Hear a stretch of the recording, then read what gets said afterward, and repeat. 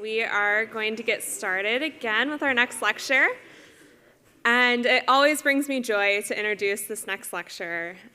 He is one of my former professors and the person who introduced me to ISI.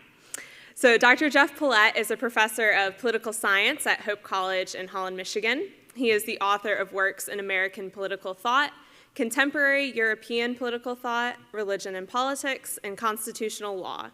He recently co-edited with Dr. Ryden documents Decoded Church and State. He is married with 3 adult children, and today his lecture is entitled Between Past and Present, Gadamer's Fusion of Historical Horizons. So please welcome Dr. Polet.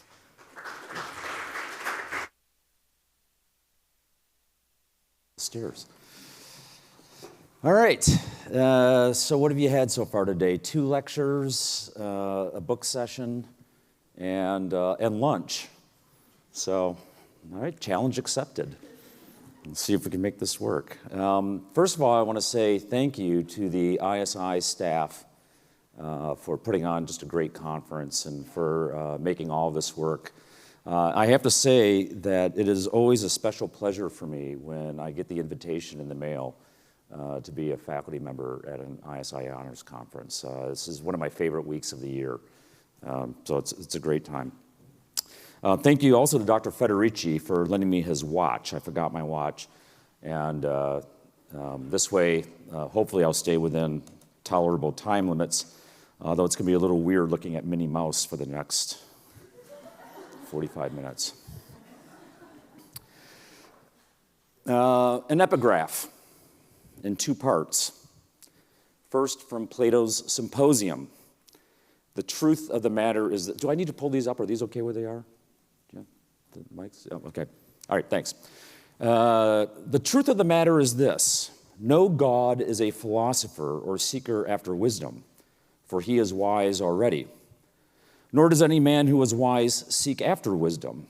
Neither do the ignorant seek after wisdom. But then who, Diotima, I said, are the lovers of wisdom, if they are neither the wise nor the foolish? A child may answer that question, she replied. They are those who are in a mean between the two. Epigraph 2, from Goethe. He who philosophizes is not at one with the previous and contemporary world's way of thinking of things. He who philosophizes is not at one with the previous and contemporary world's way of thinking of things. Hans-Georg Gadamer, who's heard of him? That's what I thought, yep. This may be the first time that somebody has discussed Gadamer at an ISI Honors Conference. Let me give you a bit of a background of him. His life and career spanned the 20th century. When I say it spanned it, I mean that seriously. He was born in January of 1900 and died in February of 2002. A biologically tenacious human being. Born and raised in Germany, attended university there, and in the 1920s, he was a student at the University of Marburg, where he studied with Martin Heidegger, and he was classmates with Karl Liebknecht, Hannah Arendt, and Leo Strauss.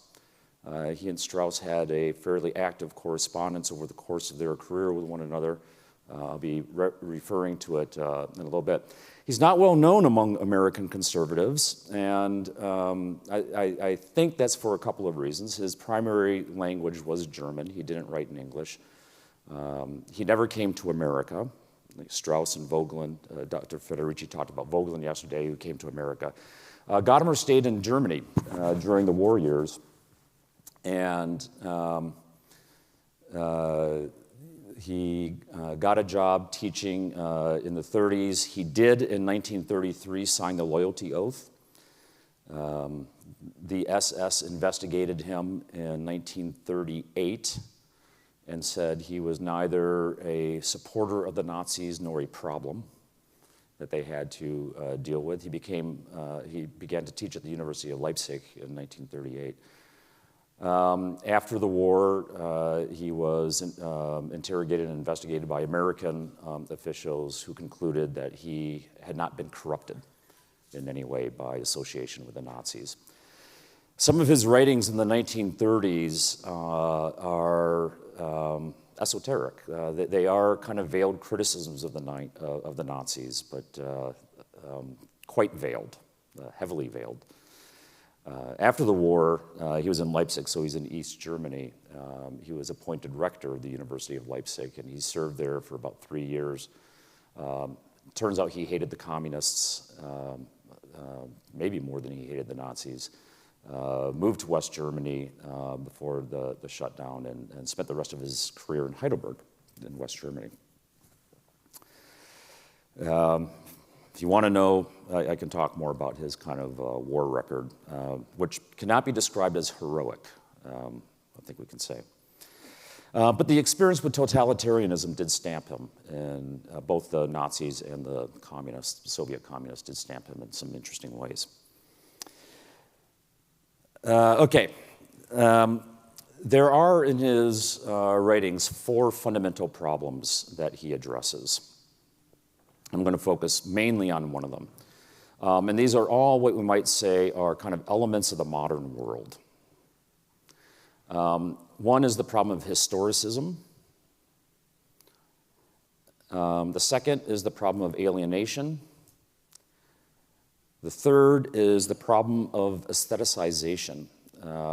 This is a very important issue for him because he believes that what happens under aestheticization is knowledge either becomes subjective or objective, kind of like internal states or propositionalism, and he's opposed to both those things. And technology and science. So those are the kind of 4 main things, and they'll come out in my presentation. But what I want to talk about mainly is his idea of historical understanding and how it can perhaps operate as a model for us of historical understanding. So part of the background to this is the 19th century philosophy in the development of historical consciousness, by which we might mean the realization that we are historically shaped in very profound ways. What is at the core of the problem of historicism is temporality itself. Gadamer believed that we are not only shaped by history, but more importantly, we are shaped by the awareness of the fact that we are shaped by history. And the key issue there is the issue of finitude. The Greeks, and I should say, by the way, Gadamer was not a philosopher, he was a philologist. He was a Plato scholar. So all his early works were books on Plato, mainly Plato, but also Aristotle. The Greeks realized this in reflections on death, resulting in the development of a negative theology, one which points also to the limitations of knowing. You may be familiar with Aeschylus's telling of the story of Prometheus, and know that what Prometheus is hiding from the gods is the end of the human race. Aeschylus's meaning for us is fairly clear. That is, that our creativity and striving is inspired by the fact that we don't know when we are going to die. Compare this telling of the Prometheus myth with that told by Plato in the Philebus, where Prometheus brings to human beings the gift of mathematics. Prometheus's 2 gifts of fire demonstrate the tension in human life between its immersion in time and its striving toward the timeless. But such striving must take seriously its limits, Gadamer argues. The striving for an absolute results from our efforts to suppress our temporality, and such efforts result from a bad conscience and end always in disaster. He writes in his magnum opus, Truth and Method, quote, "In modern life, our historical consciousness is constantly overstimulated. As a consequence, though as I hope to show, it is a pernicious short circuit, some react to this overestimation of historical change by invoking eternal orders of nature and appealing to human nature to legitimize the idea of natural law." And so these things arise, he says, out of this experience of our own temporality and sort of frustration with our temporality. The problems with an uncorrected historicism or relativism are fairly obvious. But Gadamer tells us in his Verica that the specter of relativism is really a ghost. It is meant to frighten us, but it doesn't really exist. This can be attested to in part by the fact that almost everyone operates with an understanding of the difference between a lie, being mistaken, and telling the truth, and that we value one over another. In actual practice, Gadamer tells us none of us are really relativists. But because a sense of right and wrong is pretty deeply ingrained in us, and sure seems to be universal, the possibility of relativism frightens us. The main reason it frightens us, however, is because it taps deeply into the fundamental aspect of the human condition. We are temporal beings. We exist in time, and we experience change constantly, and we sense all the attendant limitations, frustrations, and dangers pertaining thereto, and ultimately, our death. One way to make sense of the flux of time and its variations is to organize it epochally, a temptation especially prominent in Heidegger, but also in other writers, but also other writers. Gadamer vigorously resisted this and stressed instead the continuity of history that makes things of the past intelligible to us, even when we feel estranged from our own past. For we can only feel estranged from something, he argued, when we know something about the thing that we feel estranged from. This is sort of like Plato's idea of anamnesis. And that something about is the source of hermeneutical effort. Gadamer once described the universality of philosophical hermeneutics as grounded in the verbum interius, the tension of the inner word, which he discovered, by the way, by reading Augustine's De Trinitate, that seeks to express itself, but knows it can't or won't say everything. So understanding occurs in the dialectic of knowing and not knowing, of trying to say what can't be said, and this can only happen in dialogue. But such dialogue is subverted in an age of alienation from nature, from one another, from God, from ourselves. Alienation, which in previous ages would have been considered pathological, can now be taken as the fundamental aspect of the human condition. Not only does it seem to be baked into modern life itself, but it is everywhere. All alienation, Gadamer believed, results from our inability to take our temporalities seriously, such inability resulting in an inability to know our proper place in the world, or indeed the world itself. The key error, in many ways, was the advent of self-defining subjectivity, articulated first in Descartes, but then fully by Kant. Even here, for Gadamer, the disruption is not decisive. On the one hand, Gadamer argues that secularization, alienation, a sense of meaningless, the overcoming of fate and chance in human affairs, and the will to mastery, the loss of a sense of historical continuity, and more importantly, tradition, are definitive features of our age, but also the experiential source that spurs hermeneutical reflection. So while on the one hand, Gadamer criticizes aspects of the modern world, on the other hand, he doesn't see it as a fundamental rupture in being or in time. This comes out most dramatically in his correspondence with Leo Strauss over Gadamer's book, Truth and Method. One of Gadamer's main concerns in Truth and Method is our tendency to treat tradition as if it is alien. And there's different ways that we can do that, but one way is just turning it into an object. Dr. Corey's talking about the great books problem, right? You just turn it into an object of investigation. We do this in two ways. First, to deny its authority, and secondly, to treat it as an object of knowledge. Gadamer sees tradition as an encompassing arena in which human beings play and move. Tradition teaches us things we could never know on our own. So a sense of continuity is an important part of self-knowledge and deeply connected to our sense of meaning.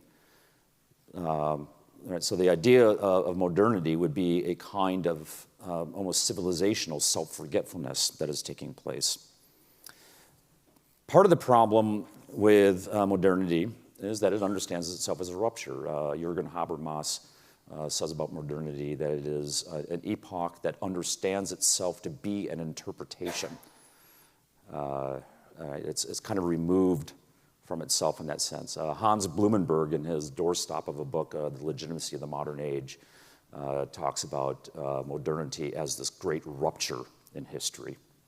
And he sees it as a very positive thing. This intentional rupturing deepens our sense of being lost, of not being at home in the world. By the way, that's the phrase that recurs in Gadamer all the time. The task of philosophy is to make ourselves at home in the world. Strauss wrote to Gadamer that after reading Truth and Method, it was clear to the former that the issue separating them was their position on the quarrel between the ancients and the moderns. While Strauss saw the advent of modernity as a cataclysmic event, Gadamer was inclined to see the continuity between the two worlds, the continuity proven by the continuing relevance and intelligibility of the Platonic dialogues. 1930s, Germany, Nazis have risen to power. He's studying Plato, and he says, this all looks pretty familiar to me. Right? And that experience of familiarity, right, that he could read the Platonic dialogues across the centuries like that there was something in there that was resonating the present, led him to believe that the rupture between past and present could not be as dramatic as Heidegger and others were making it out to be. Gadamer saw modernity not as a negation of what came before, but as a challenge to it, and in some ways as a resurgent of the perennial forces of disorder that always threaten to undo human affairs.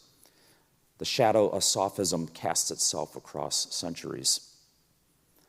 More to the point, Strauss saw in Gadamer a dangerous tendency to flirt with historicism and relativism, perhaps accusing Gadamer of ignoring Nietzsche's question, nihilism is at the door, whence comes to us this uncanniest of all guests.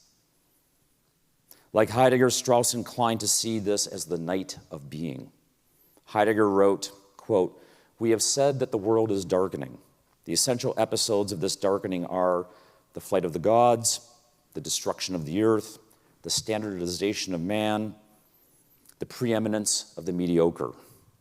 Darkening of the world means emasculation of the spirit, the disintegration, wasting away, repression, and misinterpretation of the spirit." End quote. Strauss shared much of Heidegger's analysis and averred that simply waiting for the gods to return, which was kind of Heidegger's response, left no space for political philosophy. Gadamer, however, took a different tack. Heidegger's analysis itself, Gadamer wrote to Strauss, that where I turned to Heidegger, he wrote, went in an entirely different direction. My point of departure, he said, is not the night of being, but the unreality of such an assertion. He could not follow Heidegger in what he did with the extreme or empty situation. Instead, Gadamer believed that tradition remained a vital link in human affairs that opened up the realms of being to us. Now, perhaps the most decisive features of our world are the operations of technology and the authority of science in ordering human affairs and interactions. Heidegger was one of the first writers to offer a thoroughgoing critique of what he referred to as the technological epoch, where everything is regarded with an eye toward its utility. By the way, please, for the love of God, don't use the word utilize when you mean the word use. Everybody's doing it these days. It drives me crazy. I'm utilizing that book. No, you're using that book. Things in reality are regarded as mere objects, a stockpile of material we place at our disposal. We no longer see the world around us and the things that populate it in terms of their integrity, but only in terms of their possibility for us. Placed at our disposal, the things of this world are transformed, just as our knowing of them is transformed. They no longer make a claim on us, moral, cognitive, or otherwise, and the loss of such claims means a loss to and of ourselves as well. To put it another way, we come to view things only as a means and never as an ends. So the great questions of knowing are reduced to questions of method. Much of Gadamer's work is dedicated to developing a proper understanding of the role of the human sciences, one that goes beyond an obsession with method as the measure of truth, and that would include our understanding of historical knowledge. And here's what I want to focus on for the next while. The great classicist Werner Jaeger was once asked for the key to proper philological study. Pull the shades on the 20th century, he is said to have replied. It is, in its own way, a compelling portrait of historical research. Whether the researcher is capable of such shade pulling, however, is another question. Does historical investigation require an act of self-forgetfulness? Are its interests and conclusions undetermined by the concerns of the day? If so, would historical research be of antiquarian interest only, an object study, which admitted of no practical application? Understanding history admits of at least 4 types of cognition. First, there is an act of historical description itself, requiring a careful examination of available evidence to determine to the degree possible exactly what happened. Second, it involves some sort of narration or location of particular events into a larger study. At this point, we begin to see a kind of breakdown of historical objectivity, purely speaking, for narration must always proceed on some principle of selection. Third, it involves an act of interpretation, which starts from description and attempts to tell us why things happened the way they did. Interpretation must always limit itself to the established facts and try to make sense of them. But it also looks at causality and consequence, telling us not what lay behind events, but also what resulted from them. Here, we can quickly stumble into metaphysics, for it is quite clear that things can have causes that are unrelated to the intentions of the actors. We move then beyond interpretation into meaning. At some level, all historical description, explanation, and interpretation is directed to the question of meaning. To raise that question, however, necessarily implicates the historian not only in a set of metaphysical judgments, but in modes of evaluation that contravene the idea of historical study as a mode of self-forgetfulness. Which is to say that historical study requires some sort of philosophy of history, not only in the sense of what history is, but also in the sense that philosophy itself is historical. And already I'm kind of shocked at how much time I've gone through. So I'm going to skip a part here, but I'm just going to give you the quick gloss on it. There's what we call the idealist school of history, and Gadamer talks about this quite a bit in Truth and Method. And the 2 main figures he focuses on are Benedetto Croce and R.G. Collingwood. And there, the basic idea of historical investigation is that the historian is recreating in his or her mind the psychic states of actors of the past. Right, so history is this collapsing, in a certain sense, of the past into the present.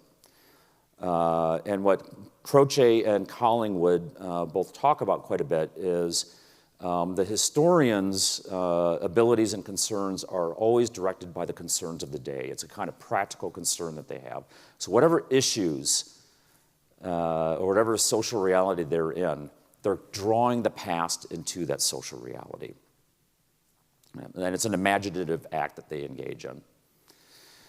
On the other hand, you have a writer such as I always say this wrong, Herbert Butterfield. I always say Butterworth, but that's... and are you allowed to say Mrs. Butterworth anymore? She's been canceled, right? I believe she's been canceled, yeah. Herbert Butterfield, who objected to this kind of mode of doing history. He said, the tendency to view the past in light of the present is the source of all historical error. It's the source of every error a historian makes, a kind of presentism. And this is very much, I think, what we've been talking about so far. And so one of the things that Butterfield wanted to talk about is, no, you have to understand people on their own terms. You need to go back into history and kind of understand people on their own terms. And of course, the idealistic school of history said, well, that's absolutely impossible. You can't bracket your present. And Butterfield said, yeah, but this is just a kind of solipsism if you're just constantly viewing the past in light of the present. So part of what I want to argue here is that Gadamer is sort of bridging a gap between these 2 approaches. Does that make sense? Yeah. Okay, so what I'm going to do then is I'm going to do the rest of my presentation in interpretive dance so that you can know exactly what Gadamer says about these things. It's not true. Yeah. Horizon fusion.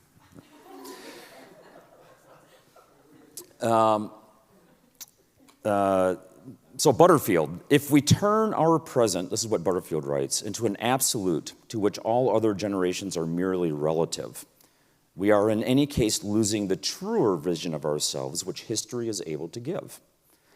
We fail to realize those things in which we too are merely relative, and we lose a chance of discovering where, in the stream of centuries, we ourselves and our ideas and prejudices stand. In other words, we fail to see how we ourselves are in our turn not quite autonomous or unconditioned, but a part of a great historical process. Not pioneers merely, but also passengers in the movement of things. Now, one of the methodological keys for Butterfield is the recognition of the role of unrealized assumptions, unexamined habits of mind. In short, in the prejudices of the historian. I'm reminded here of Gadamer's assertion that it is the tyranny of hidden prejudices that makes us deaf to the truth that is handed over to us in history, in tradition. So the first act of the historian, says Gadamer, is to examine and articulate his prejudices, not for the purpose of bracketing them, but to use them as a condition for understanding and interpretation. Prejudice is not a barrier to understanding, it is a bridge to understanding. He's got a long section in Truth and Method where he inveighs against the Enlightenment's prejudice against prejudice.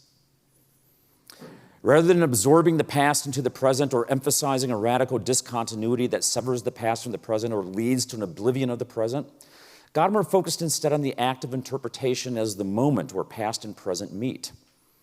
In his well-known phrase, interpretation involves a fusion of horizons, the horizon of the text and the author of the text, the horizon of the interpreter, right? And they come together in the interpretive moment.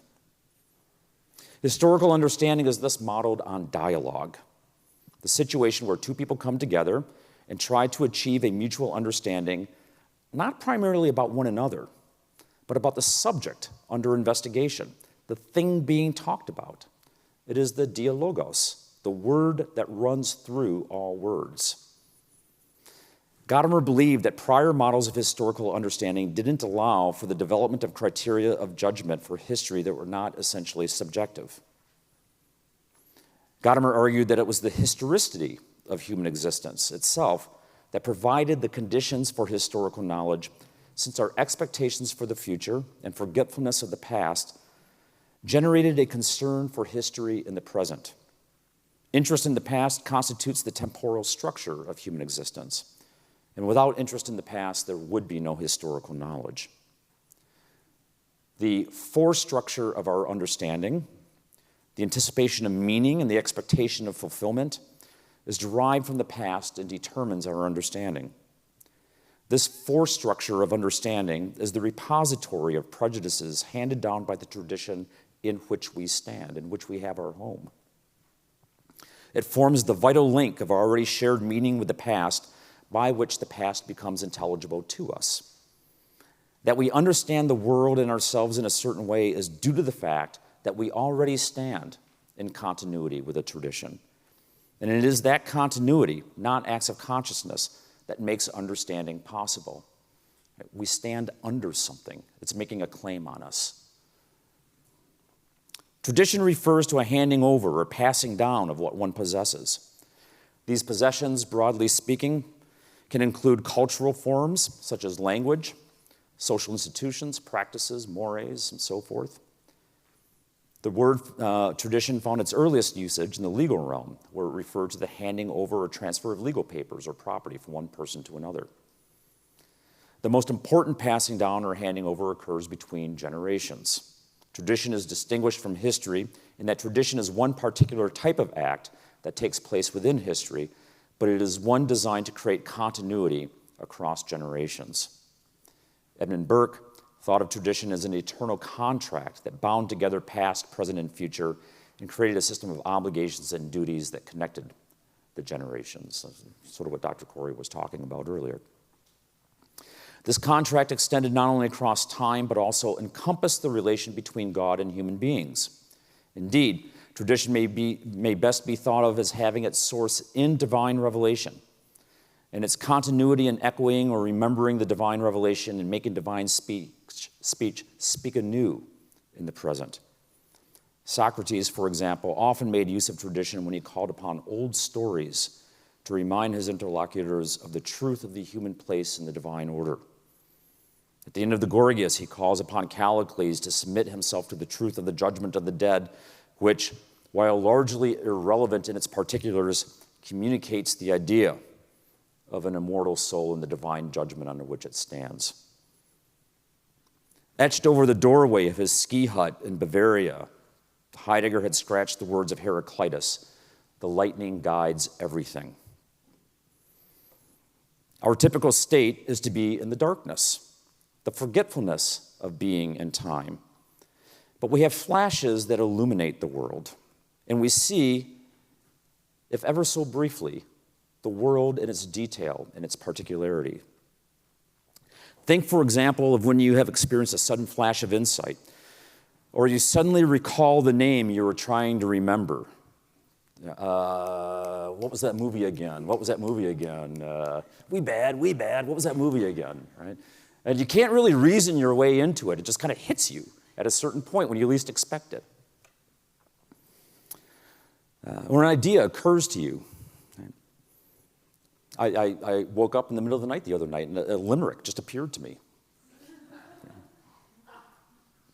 It fades quickly, but the memory of it persists, right? I mean, after the book in the Confessions where Augustine talks about his conversion, what does he talk about? Memory is the next thing he talks about.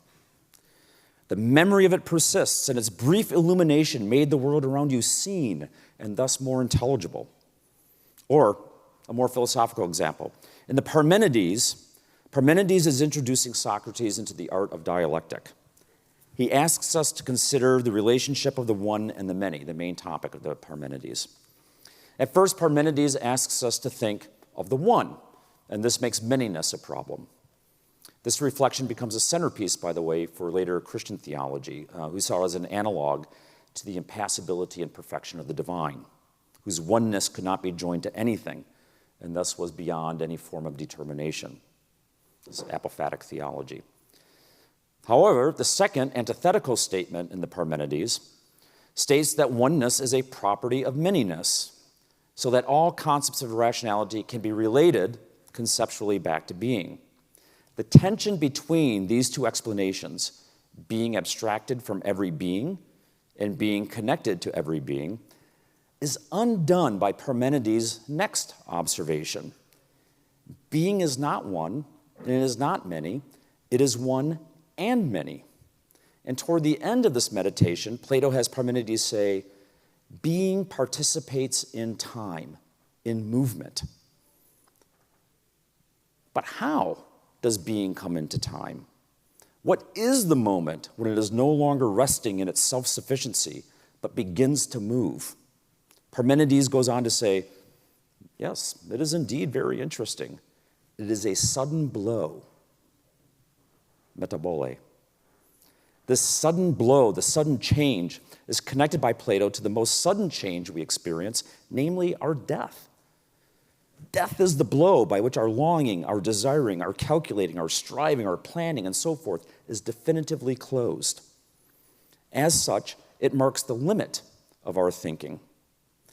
And that insight is for us a lightning strike, an illumination, in the anticipated, because not experienced reality at the core of all philosophizing. None of us have experienced our death, I'm pretty sure, although 5 more minutes of this and you might wish for it. Once that lightning strikes and illuminates our world, it constitutes a new reality for us. Surely this is what Gadamer meant in part when he said that his purpose in writing Truth and Method, quote, was and is philosophic. Not what we do or not what we ought to do, but what happens to us over and above our wanting and doing. And this over and above constitutes our historical horizon.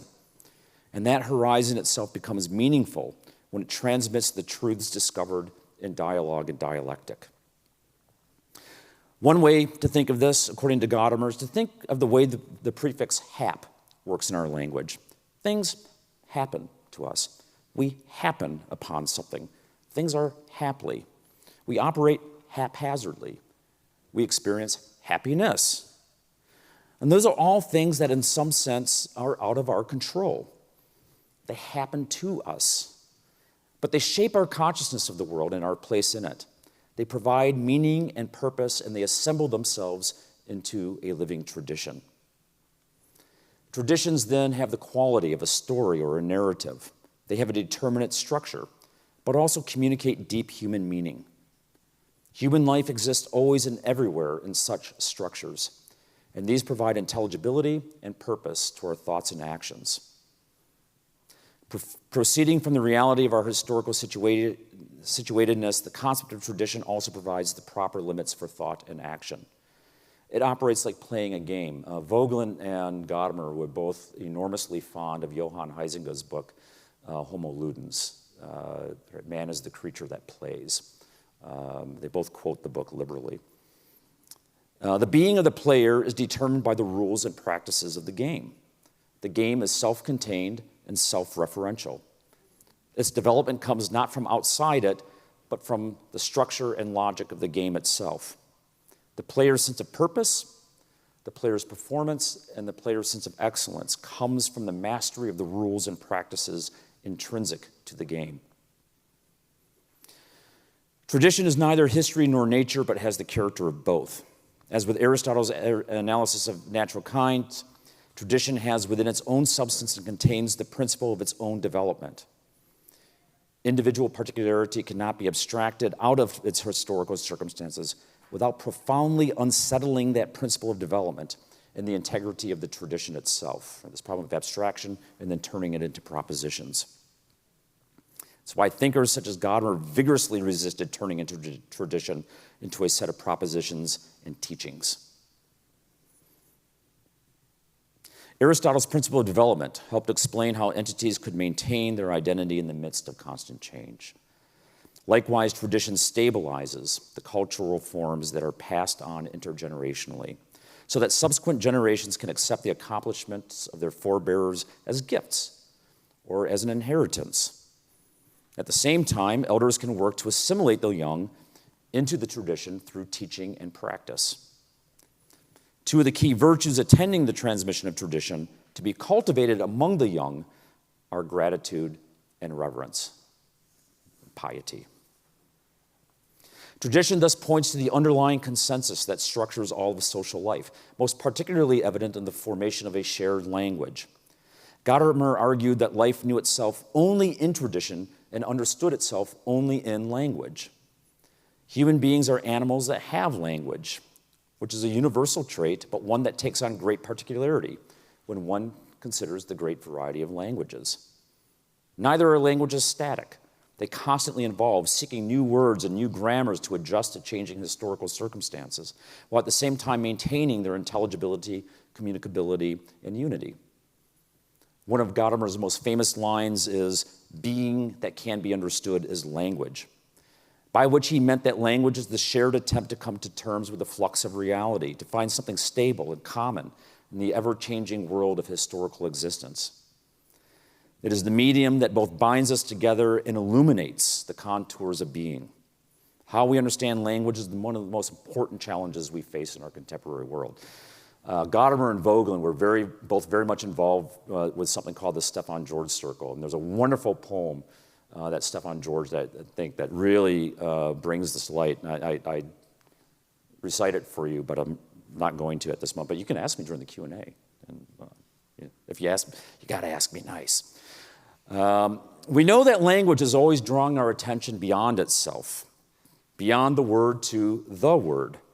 And we experience this as a tension when we can't find the right word, or we don't know how to say what needs to be said, but can't be said. As Eliot wrote, trying to use words in every attempt is a wholly new start and a different kind of failure.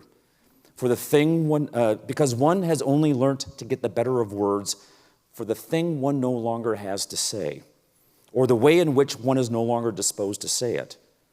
And so each venture is a new beginning, a raid on the inarticulate, with shabby equipment always deteriorating, in the general mess of imprecision of feeling, undisciplined squads of emotion, and what there is to conquer by strength and submission has already been discovered once or twice or several times by men one cannot hope to emulate. But there is no competition. There is only the fight to recover what has been lost and found and lost again and again, and now under conditions that seem unpropitious. But perhaps neither gain nor loss. For us, there is only the trying. The rest is not our business.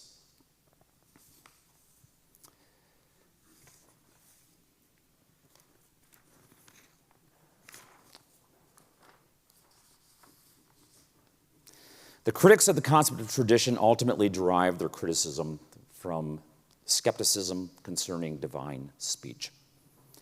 Such theological categories necessarily require the formation and extension of unwarranted prejudices.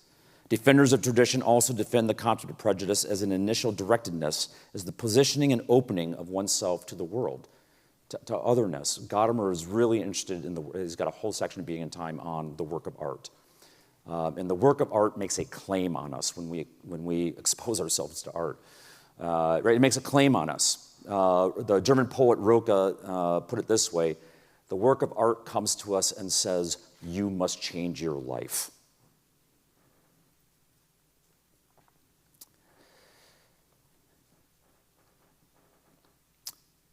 Gadamer, inveighing against the Enlightenment's prejudice against prejudice, insisted that prejudice forestructured all human knowing, and it was only hidden prejudices that would be barriers to knowledge. Tradition thus acted as a bridge and not a barrier. In contrast, thinkers such as Adorno and Habermas juxtaposed prejudice and tradition to reality and emancipation.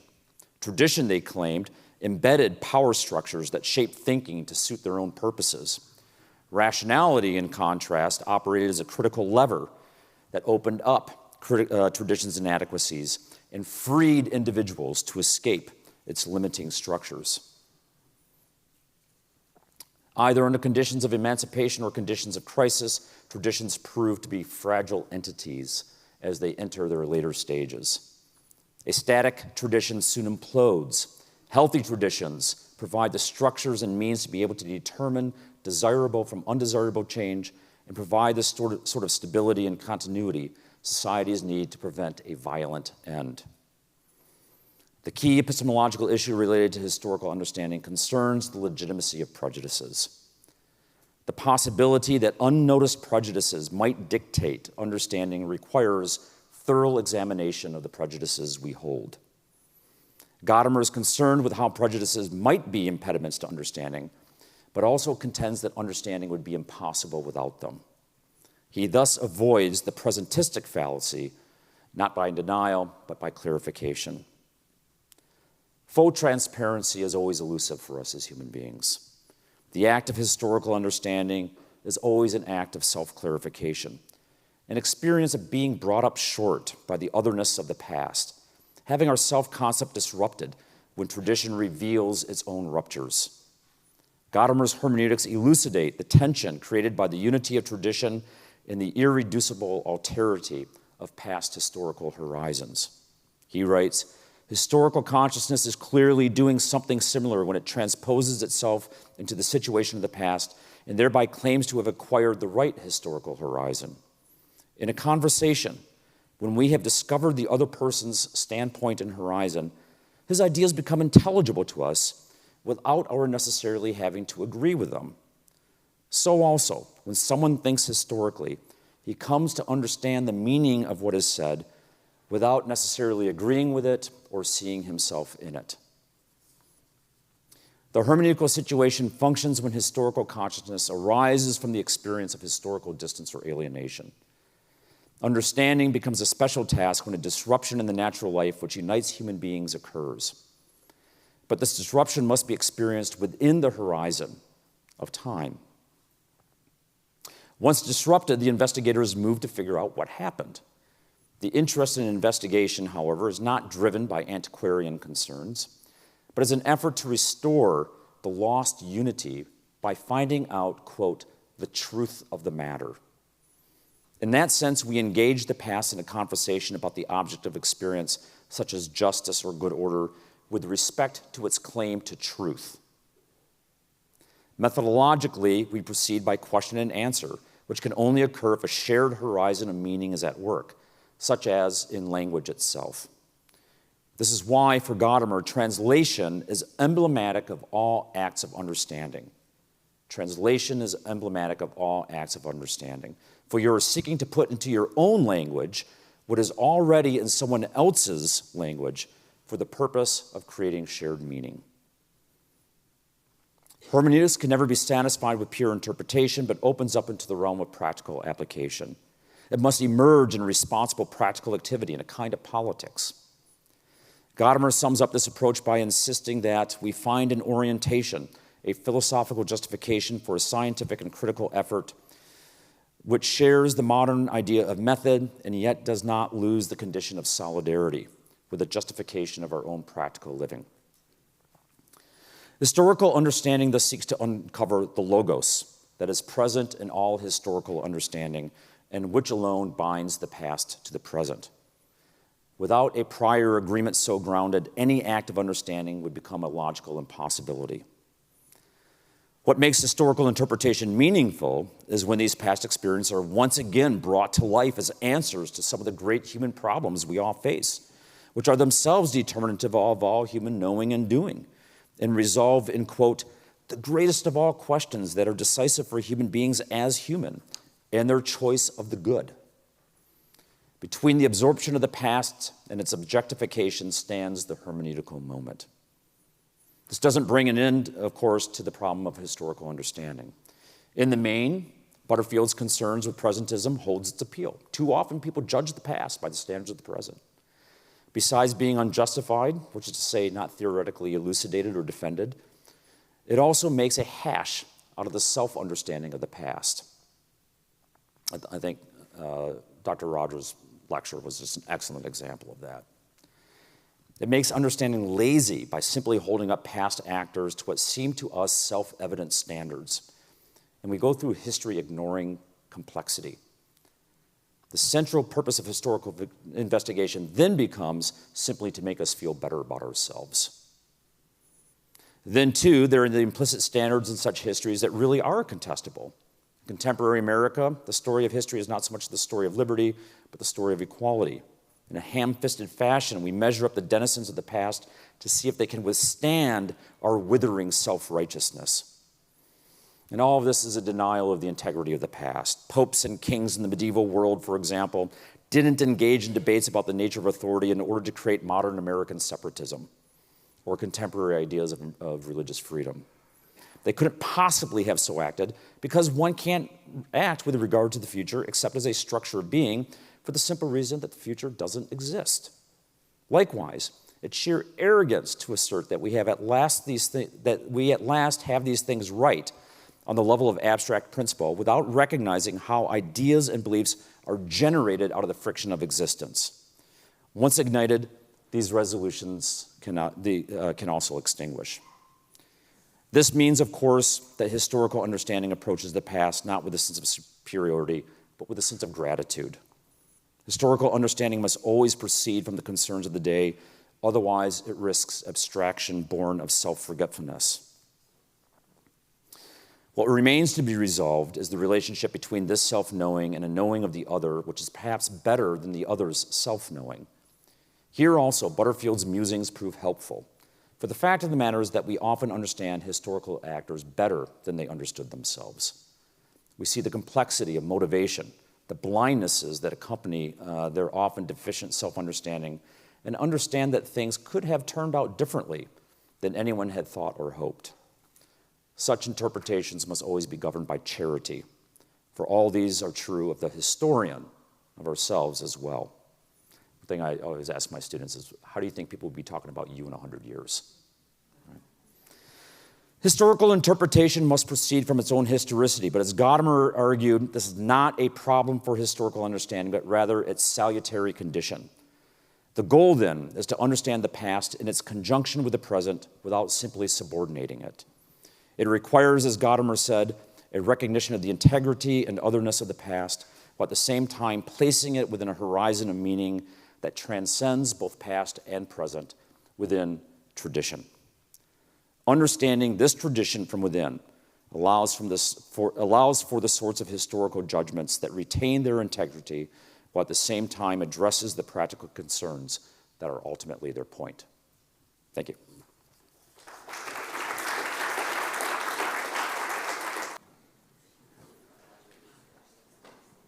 Hi, thank you for your talk. So this is kind of an interesting question. Okay. But given his insistence on the understanding of time as continuous, what do you think Gadamer would say to the concept of cyclical time? Is it contradictory to the fluctuating nature of tradition, or is a certain cyclical repetition part of the nature of tradition?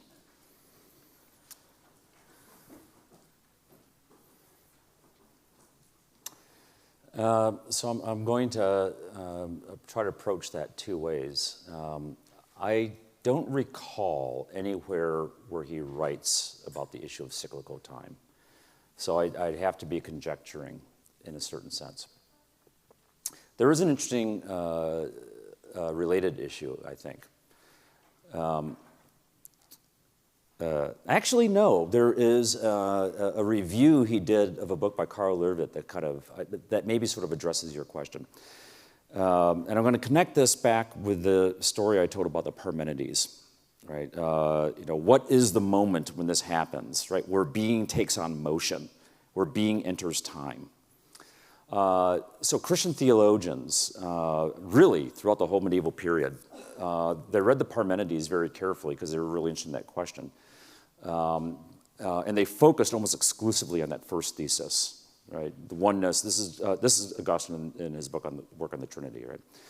To my knowledge, nobody takes up that third part. Like, when does it become? What is the moment, right? The metabole, until Kierkegaard does it in the Philosophical Fragments.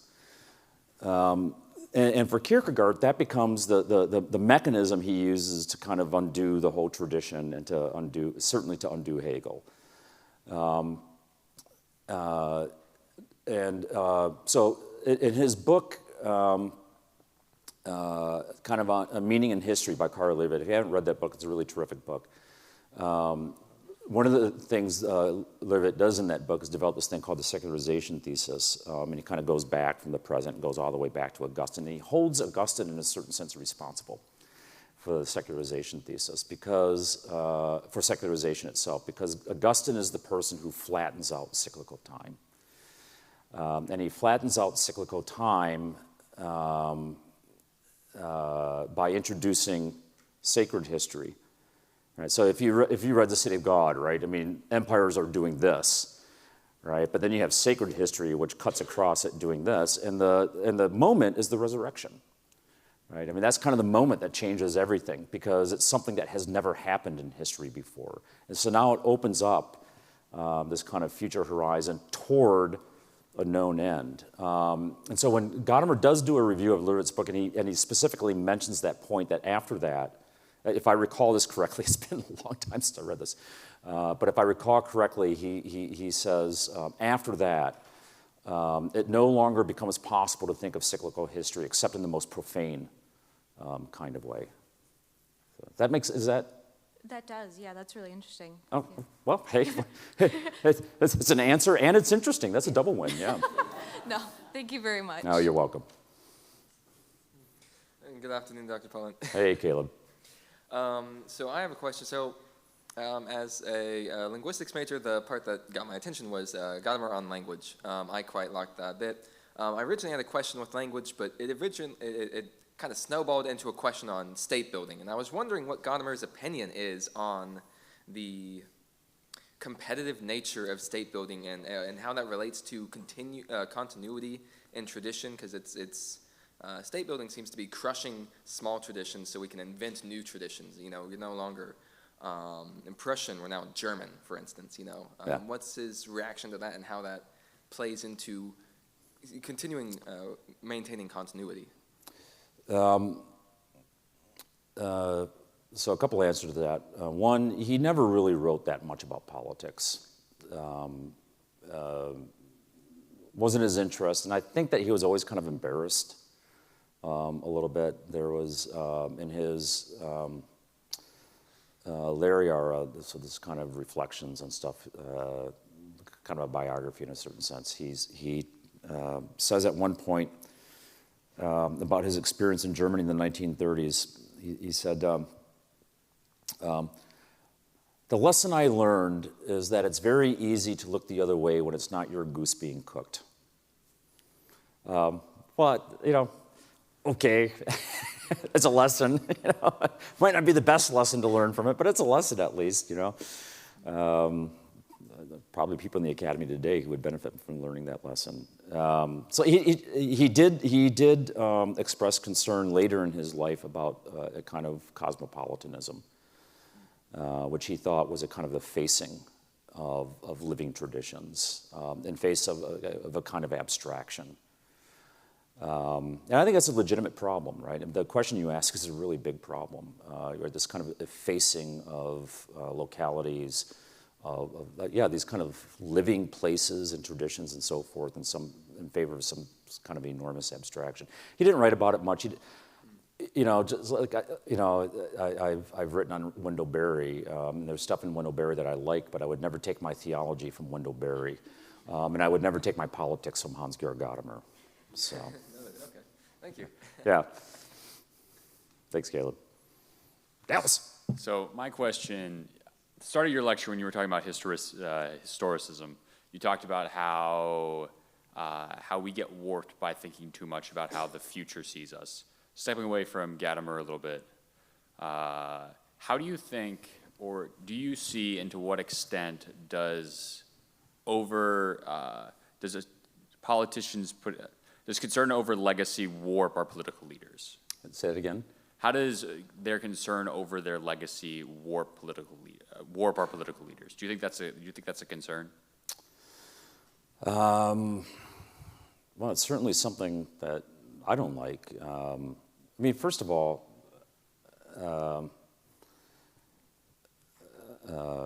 in a political leader, it's typically a category of ambition, to be obsessed with that. And it's egomaniacal in a really unsavory sort of way. That said, Aquinas has in the Summa a section on backbiting, right? Vicious gossip. Like there's good gossip, right? But there's also vicious gossip.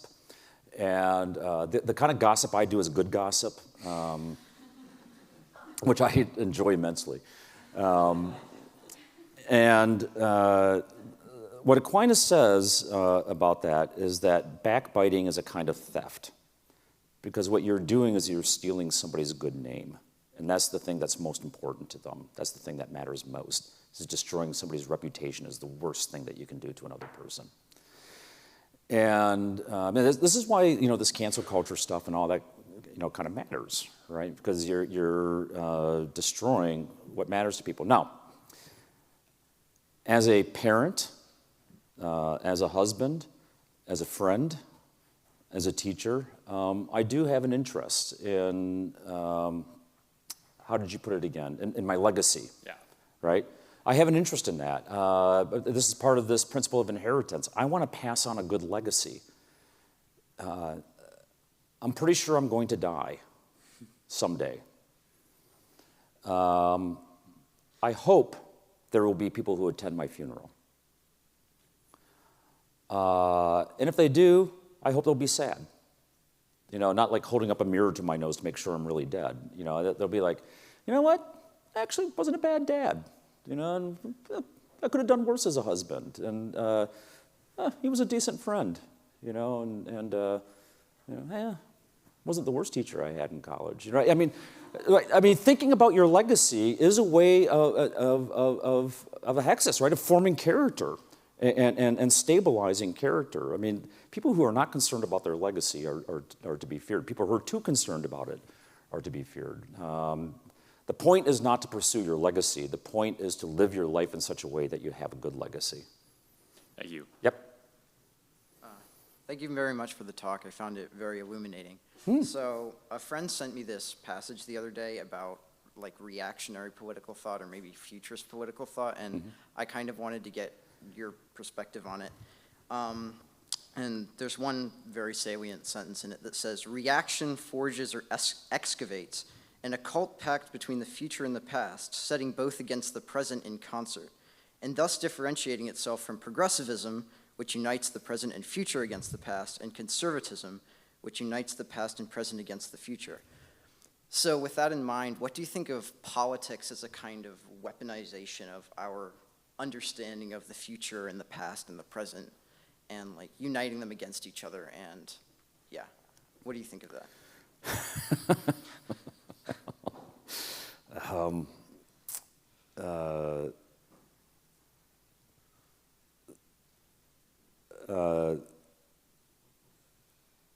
I mean, the present always carries within it anticipations and expectations.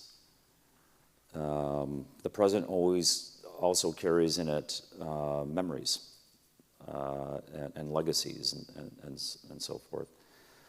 And so it is a dynamic interplay between these things. You always run into problems when you abstract one thing out of the kind of dynamism of life and then hypostasize it. It becomes static. So the problem with a lot of this kind of futurist ideology, utopian ideology, is it's really static. Dr. Federici mentioned Edward Bellamy's Looking Backward. It is a static society, right? There is no dynamism whatsoever. It's got to be the most boring place in the world. One of the things they do is they build a big bubble over the whole city so it never rains on anyone. Like, can you imagine going through life and never being rained upon? That would suck, right? That'd be awful. Right, so when you start extrapolating out of the kind of elements of life, right? I mean, the kind of compact elements of life. So you can do that as progressivism does with regard to the future, and you can do that as a certain kind of conservatism does with regard to the past. But, Burke said, if we don't have the capacity to change, we don't have the means of our preservation either. So there has to be this kind of constantly dynamic element because we're constantly dynamic beings. I mean, that's just what we are. But we're also stable beings. At one level, I might say about myself, I'm not the same person I was 30 years ago. I'll say 36 years ago. You know why? You know what happened to me 36 years ago? I met Dr. Federici. Changed my life. So on one hand, I'm not the same person I was 36 years ago, but on the other hand, I am. Like when he sees me, he says, "Oh, hey, Jeff." So right, that's an interesting thing about us, right? That we're always kind of in this murky area between recognition and non-recognition. I don't know if that answers your question. It's a really hard question. No, yeah, that's great. Thank you very much. Okay, yeah, it's kind of above my pay grade. Hello, thank you for the talk. You're I won't welcome. lie, I'm quite confused. Yes, thank you. That was really hard. And I was wondering if you'd be able to help people who are confused, like me, by maybe putting Gadamer's method or kind of views or values on history and studying history, historical consciousness, and using a specific example. Okay, so this reminds me of a time in class, the student said that very thing. I'm really confused. I'm like, well, that I've done my job. The risk I run here, and we have Tom? Yeah. The risk I run here, Tom, is that if I can explain it clearly in 3 minutes, then my whole lecture was kind of a waste of time. So I'm not incentivized to give you a clear explanation now. I'll see you in hospitality then. Yeah. Well played. The model is a dialogical model. Right? So it's what you and I are doing right now is an example of this. I said something. It made some sense to you, but not a whole lot of sense to you. apparently. Right? So now we're talking about something, right? And you want to get a kind of clearer idea of what I was talking about. And I want to get a clearer idea of why you're confused. Okay? But we are talking about something, right? We're not talking about your confusion or my lack of clarity, right? We're sort of talking about the lecture itself. And so Gadamer refers to this as die Sache, the thing, right? The thing under investigation, the thing that we're talking about, because we're always talking about something. We're always experiencing something. And so what human beings are really interested in is that thing. I think one of the problems we have in our contemporary world is that we've kind of tossed that aside, and we're only talking about our inner states, which are probably incommensurate with one another, but ultimately boring, right? We're talking about this at the lunch table, after Dr. Bush's lecture, that the worst kind of class, tell me if I'm wrong about this, the worst kind of class, the most boring kind of class that you can attend as a college student is one where the professor talks about his or her views about stuff all the time. Right? Isn't that dull? Right? I mean, it's like, how about you teach me how a molecule works? You know, I mean,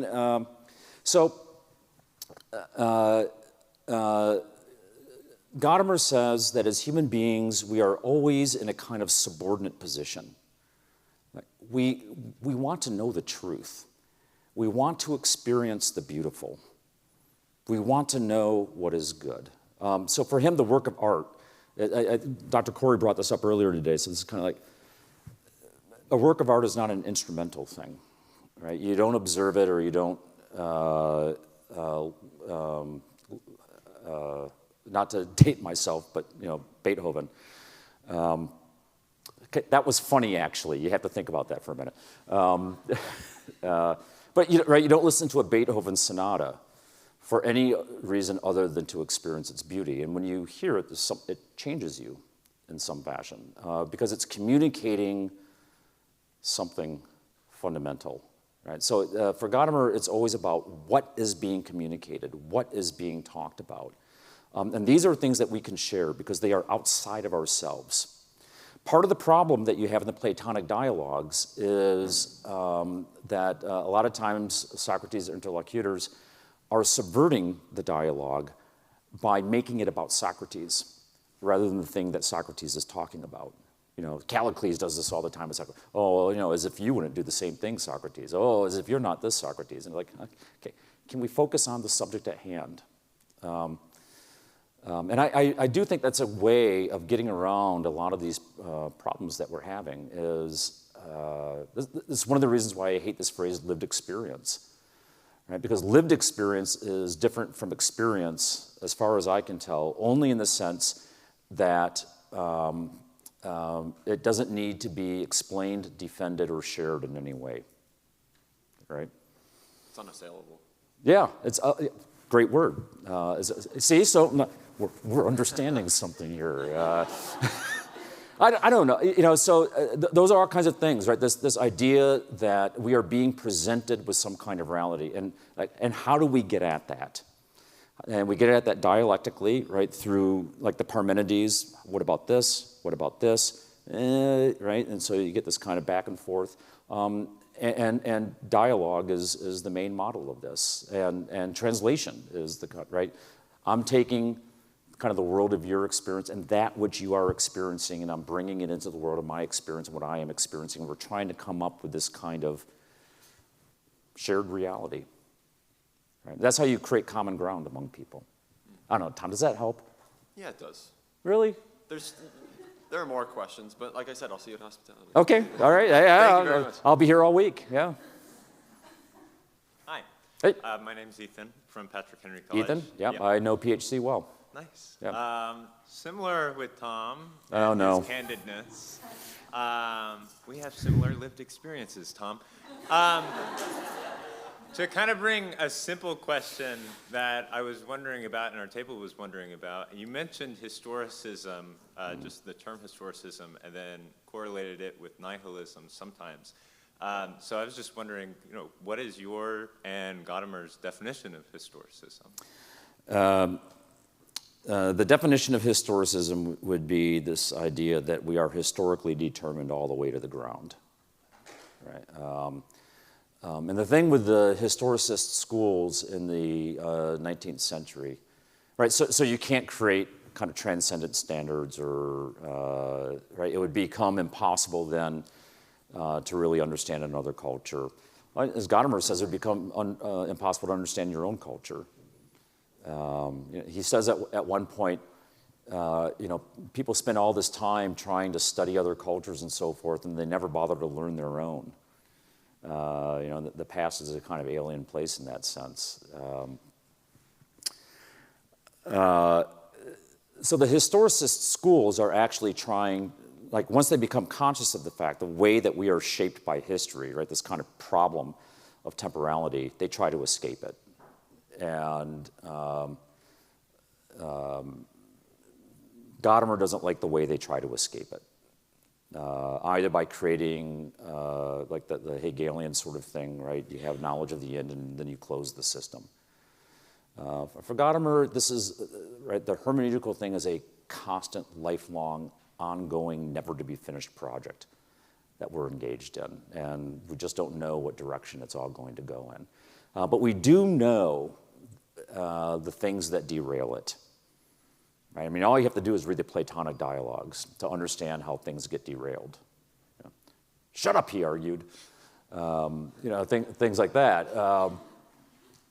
Or again, the Gorgias, right? The death threats. Callicles says, if you keep talking like this, it ain't going to go well for you. Socrates is like, all right, we'll be an unjust man putting a just man to death. I'm going to die anyway, so might as well die well. Does that help? Yeah. I feel like I'm missing something, but. No, you answered your question. Oh, okay, all right. Thank you. Yep. So in our group, one of the topics that we kind of latched onto was this idea that you presented as language being our attempt to find stability amidst constant change. Mm-hmm. And we were just wondering if you could just pontificate on that a little bit more, because we were thinking about like the fluidity of language and how it's basically constantly changing. Certain words have been redefined dozens of times. So how can we make language more stable and help to find more stability? I think that's just a vitally important question. Are you asking me to recite the Stefan George poem? Is that what you're asking me to do? I'm going to do it because I think it gets to the point. Right? Wonder or dream from distant land, I carried to my country's strand, and brought before the twilit Norn had sought the name within her born. Then I could grasp it close and strong. That blooms and shines now the front along. Once I returned from happy sail, I found a prize so rich and frail. She sought within, and tidings told, no likes of this, these depths enfold. And straight it vanished from my hand. The treasure never graced my land. So I renounced and sadly see, where word breaks off, no thing may be. Being that can be understood as language, because it brings it into our horizon, it brings it into our world. And, think about Luther, for example. Without the book of Romans, there is no bell tower experience, right? The language made the experience possible. So in George's poem, right, he had, right, once I returned from happy sail, I had a prize so rich and frail. This kind of experience of something, right? And he brings it before this kind of bar of language, the twilit Norn. And she sought within, and tidings told, no likes of this these depths enfold. And straight it vanished from my hand. The treasure never graced my land. We are beings that speak. That is our nature, right? We are beings that speak. And that is how we create and traverse the social world. And so your question is getting at the deformations of language. And that's why the Stefan George Circle was so important to Gadamer and Vogelin both. is because the Stefan George Circle was trying to recover language in an ideological age that was justifying itself through the distortion of language. Right? Language is always the first thing to go when you're dealing with ideologists. Right? And there are different ways that they'll make it go. Right? They'll distort the meanings of things, or they'll turn them on their heads, or, good God, jargon.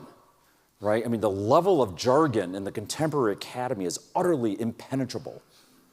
Like, no sensible person can actually use words. I've got a list, a mile long of words that get used. Equity is one of them, right? Inclusion is one of them. Best practices, I'm like, no, these are common practices. They're not best practices. They're common practices, and they're stupid. Right? And so when I teach American government, as Emma will tell you, when I teach American government, the first thing students read is George Orwell's essay, Politics in the English Language. Yeah. Okay? We can have no stable politics unless we have a stable, meaningful language that allows people to communicate with each other and allows them to communicate that substance with one another. The ideologist will always go after language first. So I think that one of the things we have to be engaged in is in this recovery of language and a zealous defense of the meaning of words. Male and female, for example, right? But we got to have a zealous defense of those words. We really need them. And human beings have been using them for the better part of human history for a reason. They refer to something. All right. Yeah, thank you. That was really, really helpful. Yeah. The gender unicorn, that doesn't refer to anything. You know the gender unicorn? Yes. I don't want to be too repetitive. That was basically our group's question as well, but Oh. we had based it in the fluidity of pronouns that you see kind of in society today. So I'll take it a slightly different direction. What would you then recommend to us when we're trying to have dialogue with these people that would define language or words in a way that we don't agree with? Always ask them, tell me what you mean by that. When you use that word, what do you mean by it? Don't let them off the hook. Because they're using words as cudgels, right? And they're going to beat us into submission with these words. Look, for words to have any meaning, they have to present something in its reality. And part of what's happened in 20th century philosophy of language is the rise of the Saussurean approach to language, that the meaning of words is only determined in its relationship to other words. And so it's constant language games that you're playing. Against that is this view that no, the meaning of words is not derived from its grammatical relationships to other words. It's in its sense, the meaning of words is in its reference. Right? And that's Gadamer, right? The meaning of a word is in its reference. What are we talking about? I think this is just, I'm telling you, every day I'm hearing a word.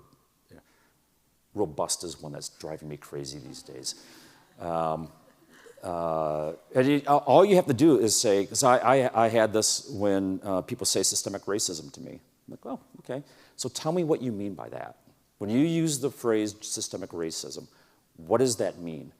And they will just sit there with a mouthful of teeth, right? They really don't know what they mean by it. They're like, okay, so you want to force me to go through this training for something that you don't even know what it is, right? I pass. Yeah, just tell them, what do you mean? Right? Be obnoxious with it. Yeah. All right, thank you. Yeah. Hello. So with Gadamer's, with his view of interpretation, I definitely see how it lends itself to most to most of the tasks the historian does. But what about some of the historians who attempt grand, unifying theories of history? Someone like Oswald Spengler, what was like Gadamer's views of projects like that? Yeah, I mean, we can use Hegel as the kind of prime example of something like that.